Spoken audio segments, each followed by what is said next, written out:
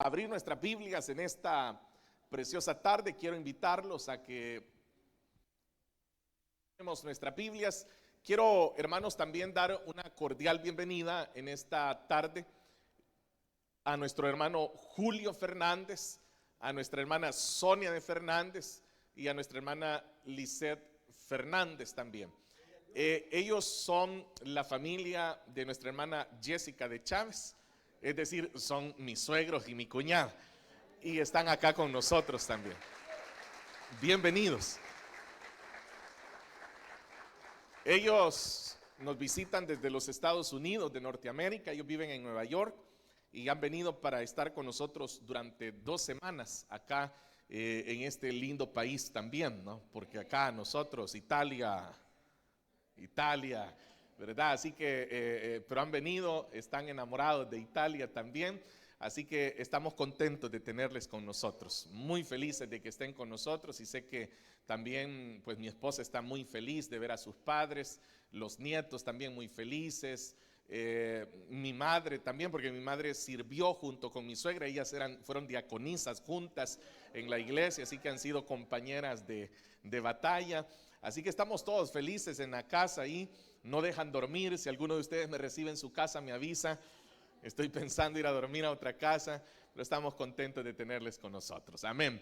También a los hermanos que se nos unen a través del internet, ya que hay hermanos que están fuera, les saludamos en esta preciosa tarde. Vamos a abrir nuestras Biblias, hermanos, y lo haremos en la segunda carta del apóstol Pablo a los Corintios. En el capítulo número 8,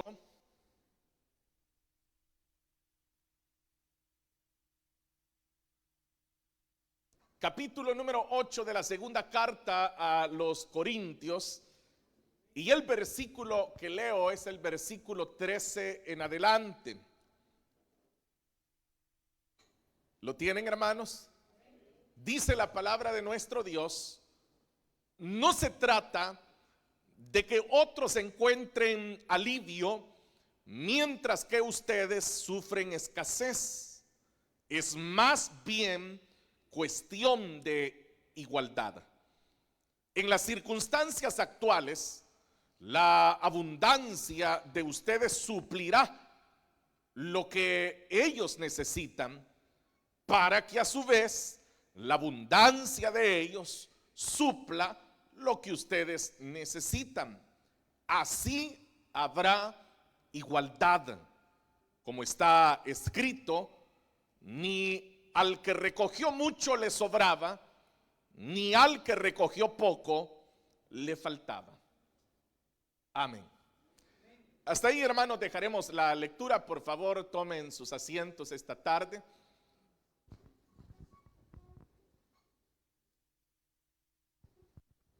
Hermanos, hemos dado lectura a este pasaje, a estos versículos que forman parte de este capítulo 8, que es un capítulo que en su gran mayoría se ha mal utilizado, no porque se haya tenido la intención, sino muy probablemente por desconocimiento.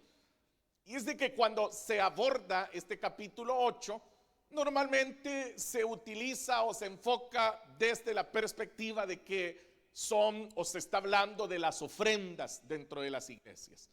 Entonces hay incluso predicadores que, para poder motivar que una iglesia pueda dar sus aportaciones, utilizan estos pasajes. Pero si nosotros somos estrictos y respetamos el contexto bíblico, el contexto en el cual el apóstol Pablo genera estas palabras, nos daremos cuenta que en realidad Pablo no estaba hablando de ofrendas dentro de una iglesia. Lo que Pablo estaba enfocando era en realidad lo que se conoce como limosnas, es decir, la ayuda a los pobres o la ayuda al necesitado. Ustedes saben bien, porque lo hemos enseñado durante varios años ya en esta iglesia, que bíblicamente hay 3 aportaciones que un creyente hace dentro de su vida como parte de ese plan financiero que la Biblia nos presenta. En primer lugar, usted sabe que el creyente aporta sus diezmos, lo cual representa eso, la 10ª parte de los ingresos que un hijo y una hija de Dios tiene. Eso es lo que la Escritura nos enseña, y aunque se ha tratado de refutar, se refuta desde argumentos que no tienen ninguna consistencia bíblica. Pero ese no es el tema. Solamente estoy mencionando cuáles son esas tres aportaciones, o esas tres, digamos, partes de ese plan financiero que Dios nos ha dado. La segunda de ellas es las ofrendas, que sí, la Escritura nos enseña que la ofrenda no tiene una cantidad, sino que la ofrenda dice que eso es lo que Dios pone en el corazón de cada quien. Y sí, la Escritura nos hace la advertencia de que el que lo hace generosamente, dice, generosamente lo va a cosechar. Y dice que el que lo hace de forma escasa, pues lógicamente, escasamente también lo va a cosechar. Pero hay un tercer elemento, y es lo que hoy en este capítulo 8 nosotros encontramos, son las limosnas. Lo que sucede es de que, como la gran mayoría de nosotros procedemos del catolicismo romano, entonces nosotros tenemos la idea que la limosna es la moneda que uno se saca y se la da a alguien que está, por ejemplo, en una calle pidiendo. Pero bíblicamente no es así. La limosna era esa ayuda, en este caso, y voy a mencionar propiamente el contexto para que usted lo entienda. Lo que aquí estaba ocurriendo era que los hermanos de la iglesia que estaba en Jerusalén, los hermanos se encontraban en una situación muy difícil. Entonces Pablo ha promovido que las otras iglesias puedan recolectar una ayuda, y que esa ayuda sea enviada a los hermanos para poder suplir la necesidad que ellos estaban atravesando. Entonces, cuando Pablo, que era el líder de las iglesias, que era el hombre que había fundado aquellas iglesias, lo promueve, lo que Pablo esperaba, y lo que lógicamente uno esperaría, es que quienes participen son aquellos que tienen una mejor condición para hacerlo. Pero las cosas fueron totalmente lo contrario, porque quienes pidieron, solicitaron, rogaron que los dejaran participar fueron las iglesias que estaban en Macedonia.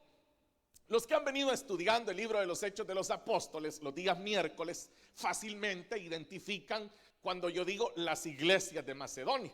O sea, ya lo tienen mentalmente. Usted rápido dijo Tesalónica, Filipo, Berea. Amén, ¿verdad?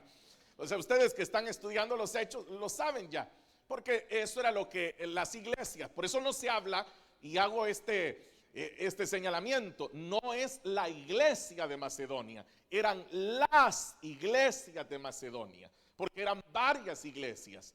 Entre ellas, como ya dije, estaba la iglesia de Tesalónica, que nosotros decimos los tesalonicenses. Estaba la iglesia de Filipo, que nosotros decimos los filipenses. Y estaban los de Berea, que se hicieron muy conocidos porque dice el libro de los Hechos que ellos revisaban en las escrituras a ver si lo que Pablo les estaba diciendo era verdad. Es decir, que eran hombres, dice, muy nobles, dice el libro de los Hechos.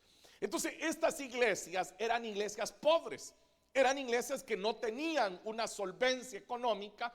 Sin embargo, si usted lee los primeros versículos de este capítulo 8, que como siempre les he dicho, aunque acá por cuestiones de tiempo uno lee 3, 4 versículos, usted cuando llega a su casa debe de leer el capítulo completo.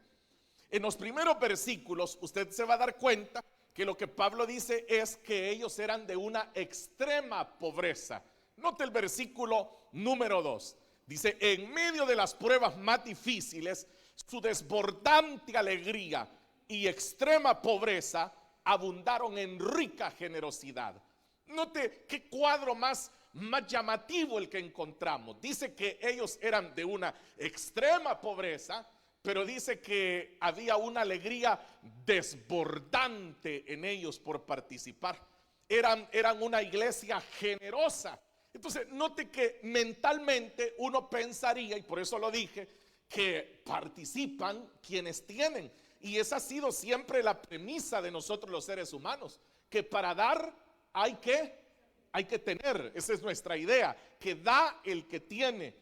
Si alguien viene y me pide ayuda, uno dice, yo con gusto le ayudara si tuviera, porque nuestra mente humana funciona de esa forma, que da el que tiene y que el que no tiene que dar. Sin embargo, aquí encontramos en el ejemplo que las iglesias de Macedonia dice que eran iglesias de una extrema pobreza. ¿Usted logra entender esa frase? Extrema pobreza. ¿La logra entender? ¿Qué entiende usted por extrema pobreza? Es decir, había pobreza, pero estaban al extremo de la pobreza. Esas eran las iglesias de Tesalónica, de Filipo y las iglesias de Berea. Pero note, ellos tenían una gran alegría. Y cuando les llegó la noticia que Pablo dijo, hermanos, vamos a recolectar una ayuda y la vamos a enviar a nuestros hermanos allá en Jerusalén, porque pobrecitos nuestros hermanos la están pasando muy mal, pero como nosotros somos uno en Cristo,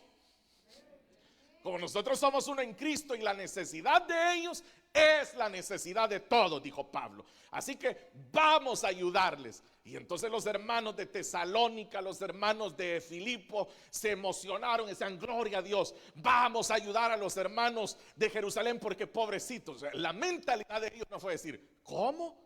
Pablo dice que son pobrecitos. Pobrecitos nosotros acá que no tenemos.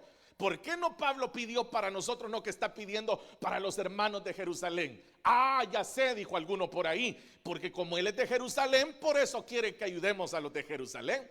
Pero no, ellos dicen que les entró una inmensa alegría y dijeron, qué bendición, vamos a participar para poder ayudar a nuestros hermanos. Y ellos le dicen, Pablo, vamos a participar. Y Pablo se lleva la sorpresa de su vida y le dice, ¿cómo? Le dice Pablo, ustedes están locos, ustedes no tienen hermanos, ¿cómo van a creer? Y dice claramente, y usted lo puede leer ahí, que le suplicaron a Pablo participar de aquella bendición. O sea, yo esto no lo logro dimensionar, trato de imaginarlo, pero no lo logro porque yo nunca he visto a alguien suplicando por dar. No sé si alguno de ustedes ya ha visto a alguien que suplica por dar. O sea, normalmente uno ve a alguien que suplica porque le den, pero uno nunca ha visto a alguien que suplica por dar. Sin embargo, acá dice que ellos le suplicaban a Pablo y decían, por favor, hermano, permítanos participar.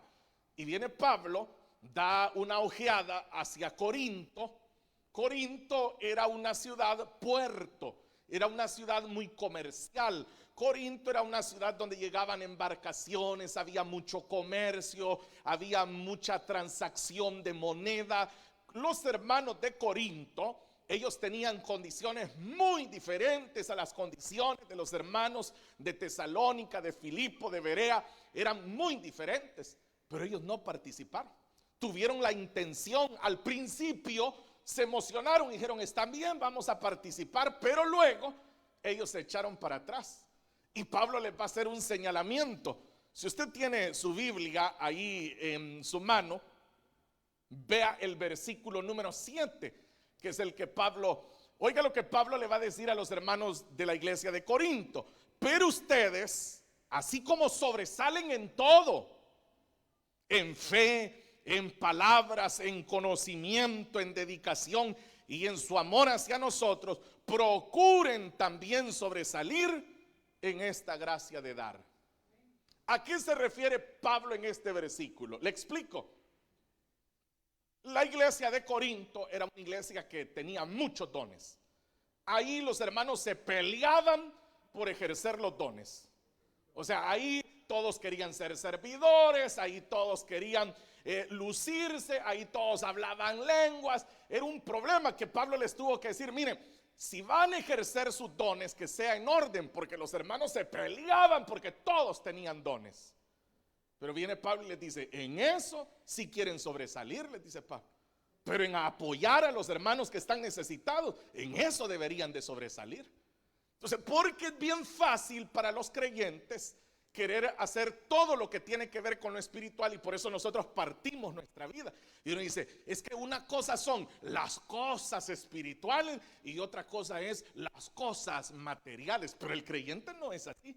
Para el creyente no hay material y secular, material y espiritual. Es que para el creyente su Señor está presente en todo lo que a él lo rodea. Usted es creyente aquí adentro de la iglesia, allá en su trabajo, en su casa, en su vecindario, con su familia, con sus amigos. Usted es cristiano a donde quiera que vaya y a donde quiera que esté. Usted no es creyente solo aquí adentro, solo con un uniforme puesto. Nosotros somos creyentes a donde quiera que estemos. Entonces Pablo los desafía y les dice, bueno, así como ustedes sobresalen tanto, les dice Pablo, en todo lo que hacen, esta es una buena oportunidad, les dijo Pablo, para que sobresalgan también dando a los que necesitan.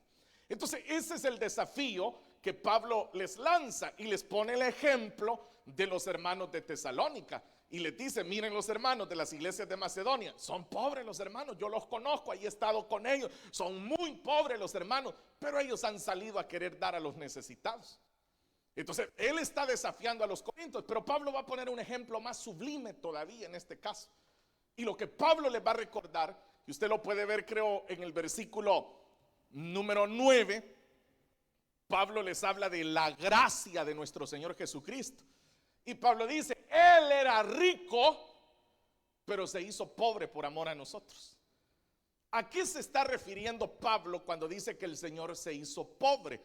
Uno pensaría a la vida material que Jesús tuvo en la tierra. Eso es lo que se nos viene a la mente.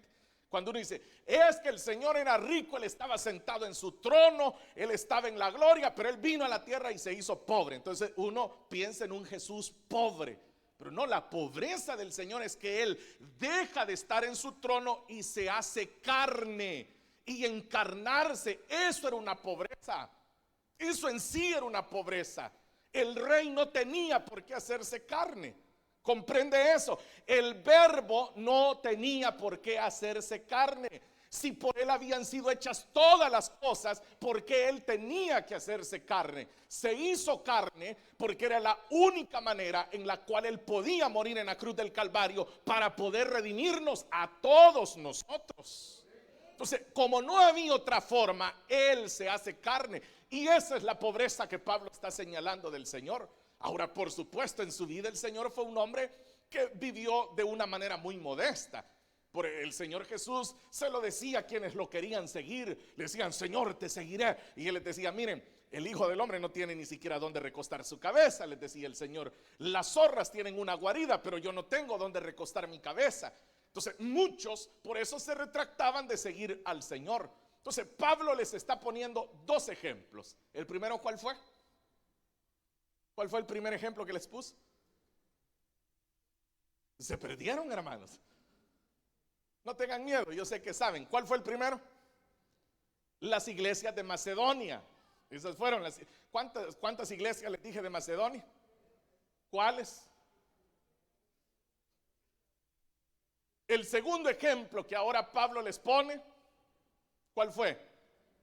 El Señor Jesús, que se hizo pobre, dice él, se empobreció, siendo rico se hizo pobre por amor a nosotros, es decir, dejó todo por nosotros. Y ahora, y eso es mucho decir, porque ¿quién, oiga bien, quién de nosotros valía la pena? ¿Quién de nosotros valía la pena como para que el Rey de los Reyes dijera, tengo que ir a salvarlo, tengo que ir a salvarla? ¿Quién de nosotros valía la pena como para que el Rey lo dejara todo por nosotros? Ninguno de nosotros valía la pena. Ninguno de nosotros, es más, no seguimos valiendo la pena. Pero para Él somos su pueblo, somos sus hijos, somos su pueblo amado, su rebaño. Por eso Él a nosotros nos llama manada pequeña, nos llama. Oiga, con qué amor nos habla el Rey a nosotros y dice, no temáis manada pequeña, no temáis manada pequeña. ¿Siente usted el amor del Señor sobre su vida con esa frase, sí o no? Pero no lo merecemos. Pero Él lo hizo porque nos amó. Entonces, dar no se trata de que si a quien le damos merece o no merece. Se trata de tener el amor de Dios en el corazón para poder dar. Entonces, volviendo a nuestro punto acá, Pablo termina estas palabras que nosotros hemos leído en el versículo número 15. Pablo dice lo siguiente: como está escrito, ni al que recogió mucho le sobraba, ni al que recogió poco le faltaba. Lo más normal es que el lector llega ahí y lee como está escrito, y uno lee y hasta ahí quedamos. Pero ¿a qué se refiere Pablo cuando dice como está escrito? Es que eso ya estaba escrito en el Antiguo Testamento. Lo que Pablo está mencionando acá, en este versículo 15, son palabras que usted las encuentra en el capítulo 16 del libro de Éxodo. Allí se encuentran estas palabras. Entonces Pablo está retomando palabras del Antiguo Testamento y las está trayendo a la circunstancia actual entre Corinto y Jerusalén. Ahora, ¿qué es lo que Pablo está retomando ahí? Bueno, le voy a explicar rápidamente. Lo que Pablo está recordando es lo que el Señor hizo con Israel. Cuando Israel estaba caminando por el desierto, recuerde que ellos comenzaron a quejarse y ellos le decían al Señor: Señor, danos pan, porque nosotros allá en Egipto teníamos pan. Danos carne, Señor, porque nosotros allá en Egipto teníamos carne. Y ellos comenzaron a expresarle al Señor todas esas quejas, y por eso fue que el Señor, por ejemplo, en una ocasión trajo codornices sobre ellos. Y dice el libro de Números que las codornices volaban muy bajo, de tal forma que ellos podían capturarlas, y de esa forma ellos comieron carne. Cuando ellos quisieron pan, el Señor trajo también lo que hoy nosotros conocemos como el maná, que la palabra maná en realidad no es que el Señor les dijo: ahí les mando maná, sino que la palabra surgió por la confusión de ellos. Cuando ellos vieron ese pan, que era el pan que venía del cielo, no era el pan de esta tierra. Y dice la escritura que ellos dijeron: ¿qué es esto? Y de ese vocablo es que se deriva la palabra maná. Y por eso es de que ellos queda escrito, bueno, no se sabe realmente cómo es que se llegó hasta incluso a castellanizar, pero por eso es que nosotros, al referirnos a ese pan, a ese alimento que Dios le dio, nosotros decimos fácilmente el maná. Pero note que eso ya, como insisto, ya es una castellanización. Pero el punto es que el pan vino del cielo y vino de una manera extraordinaria, porque venía junto con el rocío, y cuando el rocío se evaporaba, allí quedaban los copos, ahí quedaba aquel pan. Entonces el Señor le dijo a Israel que ellos iban a ir e iban a recoger aquel pan en medidas, y que la medida era conforme a la familia que se tenía. Es decir, que nadie podía ir a recoger más de lo que necesitaba, sino que tenía que recoger el maná que iba a necesitar de acuerdo a la cantidad de miembros de su familia. Y usted sabe cómo somos nosotros, ¿verdad? O sea, no faltó aquel que fue a recoger más de lo que necesitaba. No faltó aquel que dijo: yo voy a hacer como que no estoy viendo a nadie, pero yo voy a ir a agarrar más por cualquier cosa. No faltó aquel que dijo: yo esto lo voy a esconder por aquí, porque no vaya a ser que mañana no vaya a ver, entonces yo lo voy a recoger más. Y habían otros que recogían menos. O sea, recuerde que aquí hay algo que no debemos de cometer, un anacronismo, ¿verdad? Y es el hecho de que no habían medidas como las que hoy nosotros conocemos.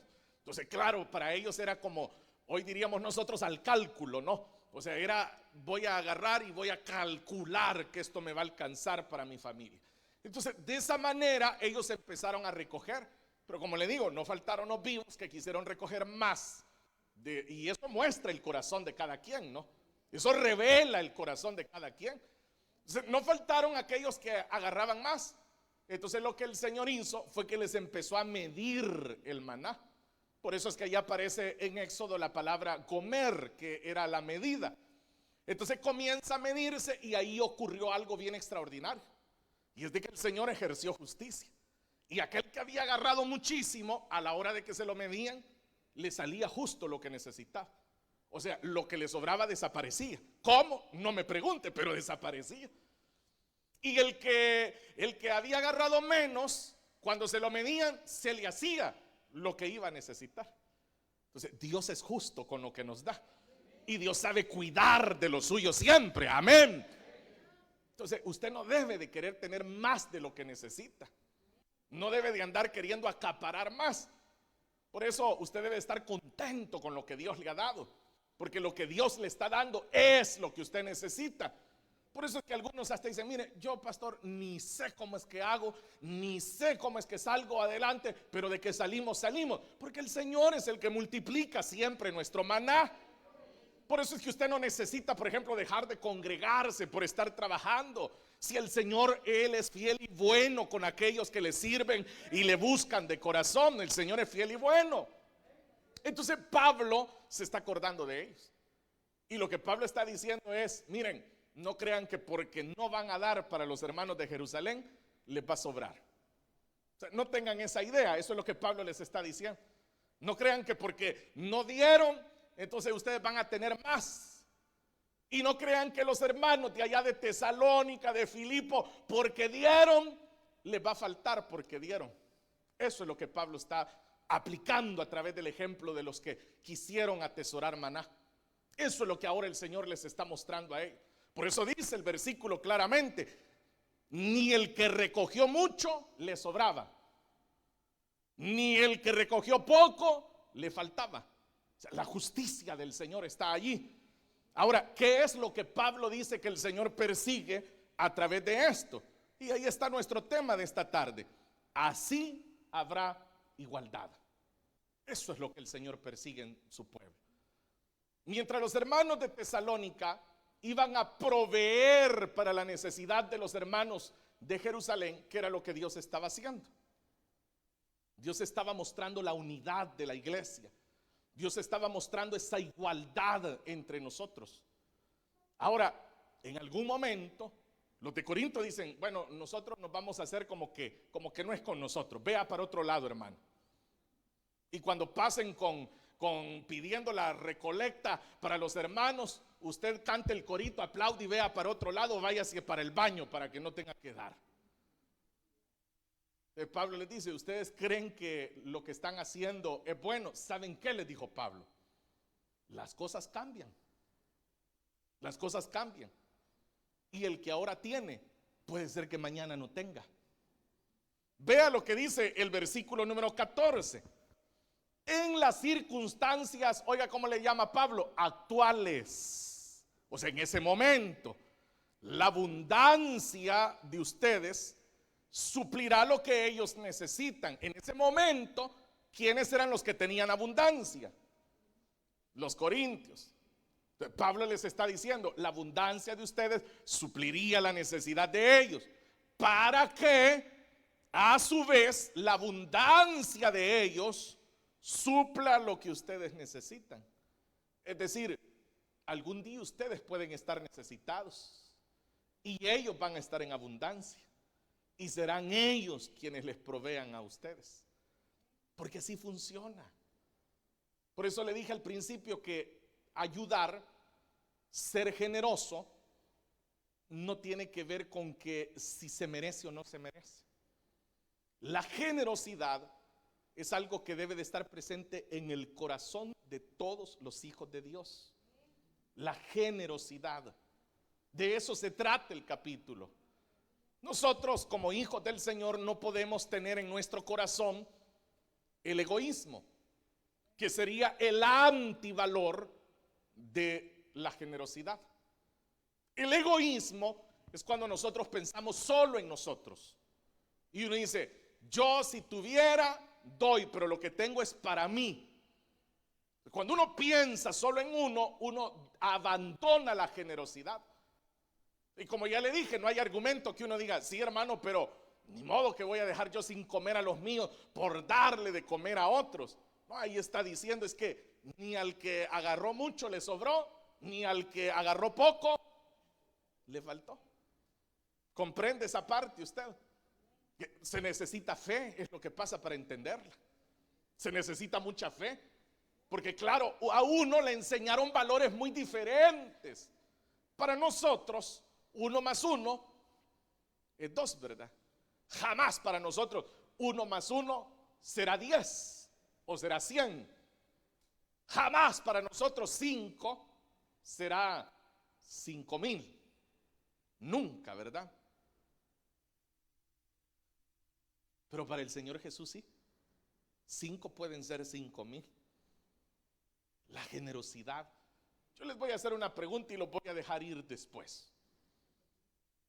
¿Cuándo fue la última vez que usted tuvo un acto de generosidad? ¿Cuándo? ¿Cuándo fue su último acto de generosidad? Y yo insisto, aquí no le he hablado de diezmos, de ofrendas, ni le estoy diciendo que sea generoso con la iglesia. Ha prestado atención, ¿verdad? Estamos hablando de la generosidad puertas afuera de la iglesia. Cuando hasta dentro de su misma familia ya lo tienen a usted y dicen, dicen, a ese ni le vayas a pedir. Está más fácil sacarle agua a una piedra que al fulano o a la fulana, ¿no? Y ya usted ya tiene esa fama en la familia. Fíjese que dentro de las congregaciones es así. O sea, los hermanos están felices mientras no se llega a temas económicos. Es llegando a temas económicos y a la gente se le borra la sonrisa inmediatamente. ¿Sabe por qué? Por eso, por lo que le digo, hemos sido formados en valores terrenales, donde el corazón se vuelve egoísta. El corazón solo piensa en uno. Uno piensa siempre en mí. O sea, para nosotros solo existe el yo y nadie más. Somos incapaces de poder sentir la alegría de darle a alguien más. Esa alegría que nosotros sentimos cuando alguien nos da es exactamente la misma alegría que deberíamos de sentir cuando le damos a alguien más. Si usted todavía no ha llegado a ese nivel de sentirse alegre y de que le salga una sonrisa cuando usted le está dando algo a alguien, todavía su cristianismo no ha llegado a la madurez. Todavía no ha llegado a la madurez. Somos muy cristianos aquí aplaudiendo, gritando, saltando, temblando. Pero al momento de ser generosos con el necesitado, lo que nos tiembla es la mano, ¿verdad? Esa es la que nos tiembla ahí. Porque somos incapaces por el egoísmo que hay en los corazones. Lastimosamente, hermanos, en las iglesias ese ha sido también uno de los graves problemas, ¿no? Que se enseña y se expone que el cristianismo es, por ejemplo, a quien grita más, ¿verdad? En la iglesia. A quien suda más en la iglesia, ¿verdad? Pero a la hora de ofrecer nuestra generosidad, ¿sabe cuántos inconversos ya son hasta chitadinos y todo, ¿verdad? Ya a ustedes se les olvidó eso. Pero ustedes saben cuando la gente recién ha venido, ¿verdad?, a este país. Pues ese matrimonio estaba ahí presente y este hermano se sacó 50 euros de su cartera y se los dio. Y el muchacho, porque era muy joven, se quedó sorprendido cuando se lo dio y le dijo, perdón, hermano, para usted, le dijo, para que le sirva de algo, le dijo. Y yo me quedé pensando, ni yo como pastor se me ocurrió darle. Y insisto, que yo le aseguro que cualquiera dice, no es mi hermano, el pastor no le diga hermano, que no es hermano. Pero fue muy generoso con este hermano. A nosotros nos falla eso, porque le insisto, nuestro cristianismo es Biblia bajo el brazo, ¿verdad? Ese es nuestro cristianismo. Pero al momento de mostrar nuestra generosidad, ahí, hermanos, se acaban las lenguas, las lágrimas, las profecías. Ahí se acaban las voces para cantar, ahí se acaban las manos para aplaudir, ahí se acaba todo. Ahí se acabó todo. Pues eso les estaba diciendo Pablo a los de Corinto, les dijo, bueno, les dijo, ya que ustedes sobresalen en todo, ahí tienen, les dijo, otra oportunidad para que sobresalgan, les dijo. Como hay gente en las iglesias que le gusta sobresalir, ¿verdad? Hay mucha gente en las congregaciones que quieren ser vistos, quieren ser admirados. Viene Pablo y dice, ahí tienen una oportunidad para que se luzcan. Lúzcanse cuidando del necesitado. Usted y yo no debemos de hacer oídos sordos a la necesidad de ninguno que nos rodea. Y se lo voy a decir ahora así de claro. Cuando alguien se acerca a usted con una necesidad, no dude en que es Dios quien ha puesto a esa persona delante de usted. es Dios. Y vienen muchos pensamientos y uno de ellos es decir, pero es que si uno le ayuda a las personas, después las personas ni agradecen. Entonces, ¿para qué lo hace? ¿Para que le agradezcan o porque su Señor le manda a ser generoso? Otros dicen, no, es que si uno le ayuda a una persona, mire, después uno ya no se los quita de encima. Mire el Señor si se lo ha podido quitar de encima a usted. Todos los días pasa usted pidiendo y pidiendo y pidiendo. Desde que lo agarró de hijo, no para usted de pedir. Años lleva pidiendo. Y el Señor siempre le ha respondido, sí o no. Entonces, ahí está la generosidad. Por eso les dice Pablo, miren, bueno, veamos el último versículo y ahora sí prometo cumplo lo que prometí. No se trata, fue donde empezamos el versículo 3, no se trata de que otros encuentren alivio mientras ustedes sufren escasez. Es más bien, dice Pablo, cuestión de igualdad. Porque el Señor quiere ver bien a todos sus hijos. El Señor no quiere hijos de Él sufriendo. El Señor no quiere que haya sufrimiento en sus hijos. Uno dice, pues que le provea el Señor, dice uno. Pues sí, pero es que a través de usted le quiere proveer el Señor. Hermano, pero yo no tengo mucho. Ahí están los de Macedonia. Vaya a ver a los de Macedonia. De su extrema pobreza. Pero con una dice desbordante alegría. No dieron llorando, ¿verdad? Está bien, hermano, voy a dar, pues solo el Señor sabe, ¿verdad? En qué condiciones quedo. O sea, no, era un gozo para ellos. Ayudemos a los hermanos. Y después pendientes todavía, ¿cómo estarán los hermanos de Jerusalén? ¿Todavía estarán necesitados o ya habrán salido de la necesidad? ¿Será que todavía podemos hacer un esfuerzo más por ellos? Yo recuerdo una persona que me dijo, a mí no me gusta que me regalen nada para mi cumpleaños, me dijo, porque eso es un compromiso. Después cuando la gente cumple años hay que regalarles también. O sea, ve hasta dónde llegamos nosotros. Es una cosa de no dar, ese es el punto. Pero ahí estamos, ¿verdad? Dame, dame, dame, Señor. Dame, dame, dame. Provéeme, provéeme, provéeme. Ahí estamos. Hoy sí, hermanos, los dejo que se vayan a su casa y solo hagan memoria de eso. ¿Cuándo fue su último acto de generosidad? ¿Cuándo fue la última vez que usted ejerció la generosidad como hijo de Dios? Que usted vio una aflicción, usted vio a un necesitado y de su extrema pobreza, porque yo sé que no es que ustedes desborden de dinero, yo sé que no, los conozco, sé que son gente obrera, son trabajadores, personas que trabajan muy duro, yo lo sé. Entonces por eso lo digo, que de su extrema pobreza han dado. Cuando usted va y, por ejemplo, se compra un reloj de 500 euros, ¿verdad? Alguien que no, o sea, no ustedes, ¿verdad? Pero alguien que, por ejemplo, se gasta 500 euros en un reloj. O sea, se ha puesto a pensar con esos 500 euros cómo pudo haber bendecido usted a algún hermano necesitado. Y no necesariamente le tendría que haber dado los 500, ¿verdad?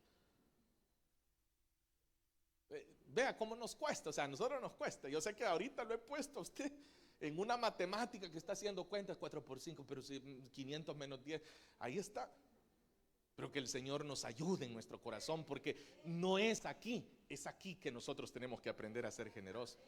Porque aquí siempre vamos a pensar diferente, pero es sentir aquí, como sintieron los de Tesalónica, como sintieron los de Filipo. Termino esto. Los de Filipo cuidaban a Pablo, ¿sabían ustedes? Los hermanos de Filipo, ellos recogían ofrenda y se la mandaban al apóstol para que él siguiera predicando la palabra del Señor. Y Pablo había tenido que estar trabajando antes de recibir esa ofrenda. Y cuando Pablo recibió esa ofrenda de los hermanos de Filipo, Pablo dejó de trabajar y dice que se dedicó por completo a la predicación de la palabra. O sea, él no tenía tiempo de dedicarse porque tenía que trabajar. Pero cuando los hermanos le enviaron esa ofrenda, uno se pregunta, ¿y estos filipenses de dónde sacaban para estar dando ofrendas? ¿De dónde? ¿Qué dicen ustedes, hermanos? ¿De dónde? Se los acabo de decir, hermanos. Sí, del corazón era que sacaban, hermanos. De ahí sacaban. Que el Señor nos cambie el corazón a todos nosotros y que nos ayude a mostrar generosidad con todo aquel que está necesitado. Aquel que a duras penas hace una pequeña espesa, comparta su espesa con alguien. Aquel que está en una necesidad, que no sabe a dónde queda tal oficina y quiere ir a hacer un documento, usted que ya lo hizo, dele aunque sea el indirizzo, dígale a dónde tiene que ir. No sean ustedes de esos que después se les olvida las cosas que pasaron y cuando alguien les pregunta dicen, no sé, yo no sé de eso, no sé dónde tiene que ir. ¿Y a dónde fue usted? O en el aeropuerto lo estaban esperando ya con el soyorno a usted. Alguien lo ayudó, alguien se tomó el tiempo incluso de acompañarlo, de comprarle aunque sea una botella con agua para que se la tomara, de regalarle aunque sea una brioche en la mañana. Saque la generosidad del corazón, porque para eso el Señor nos ha llamado. El Señor Jesús mostró generosidad. Ahí estaba la multitud y los discípulos. ¿Sabe qué le dijeron los de la Elín de Milán? ¿Quién sabe lo que le dijeron? Exacto, despídelos le decían. Y el Señor les dijo, qué tremendo con ustedes. No, les dijo el Señor, hay que darles de comer. Ya tienen días de andar con nosotros. ¿Qué tienen por ahí? Dijo el Señor. Ah, no, dijeron, lo que tenemos ni va a alcanzar para nosotros, menos para toda esa gente. Y el Señor en la generosidad multiplica de tal forma que hasta tuvieron que recoger con las canastas lo que había quedado. Ni al que recogió mucho le sobró, ni al que recogió poco le faltó. Hermanos, hoy es un llamado. Usted que ha estado en ayuno este día, dice, Señor, aquí está mi ayuno, que venga tu poder de lo alto, que el fuego se derrame sobre nuestras vidas. Usted que está adorando así, vaya a derramar su fuego allá afuera, siendo generoso con los necesitados. Demuestre su fuego, demuestre su aleluya, demuéstrelo, siendo generosos con quienes lo necesitan. Y una última cosa, y de verdad ahora sí, lo que haga con su mano derecha que no lo sepa la izquierda. No ande publicando en Facebook lo que hizo. Cuando dé algo, no se tome foto ahí, dando. Tome la foto, hermano. Aquí, ayudando al necesitado. No hagan eso. Que nadie sepa lo que usted hizo. Porque el que le da al pobre, al Señor le presta, dice la Escritura. A Él sea la gloria por siempre. Que el Señor nos ayude, hermanos. Vamos a orar. Señor, gracias por tu bendita palabra. Gracias, Señor, por tocar nuestros corazones a través de tu verdad. Señor, sin lugar a dudas, son lecciones que son muy necesarias para nuestro andar. Ayúdanos a llevarlo a la práctica. Señor, que todo aquel que está alrededor nuestro y muestra una necesidad, nosotros podamos interpretar que es la oportunidad que tú nos brindas de mostrar nuestra generosidad. Que lo podamos hacer como las iglesias de Macedonia, con una desbordante alegría, sin pensar en mí, sino pensando en el gozo que voy a producir en quien está recibiendo esa bendición. Sabemos, Señor, que aún en medio de nuestras limitantes, hay otros que se encuentran en situaciones más difíciles que las que yo puedo estar viviendo. Muchas veces nosotros nos hemos quejado ante ti y hemos dicho, Señor, ayúdame en esto, y no hemos pensado que hay otros que están en situaciones más extremas todavía. Señor, ayúdanos a a que no existe egoísmo en el corazón de tu pueblo. Renunciamos, Señor, a tener corazones egoístas, egoístas que solo piensan en nuestra propia satisfacción. Ayúdanos, Señor, a ver con misericordia al necesitado como tú lo miras, a compartir con el hambriento, a que nuestra mano se extienda y de lo que tú nos has dado podamos siempre mostrar generosidad. Porque hay muchos que están orando y diciendo: Señor, provee, y soy yo la provisión que tú le darás, soy yo la respuesta a esa oración. Señor, ayúdanos. Y hoy recibimos tu palabra, Señor, con sencillez de corazón, con obediencia, y sobre todo, Señor, la recibimos con la disposición de llevarla a la práctica. Ayúdanos a convertirnos en una iglesia generosa. Te lo pedimos en el nombre de nuestro Señor Jesucristo. Gracias, Señor. Amén y amén.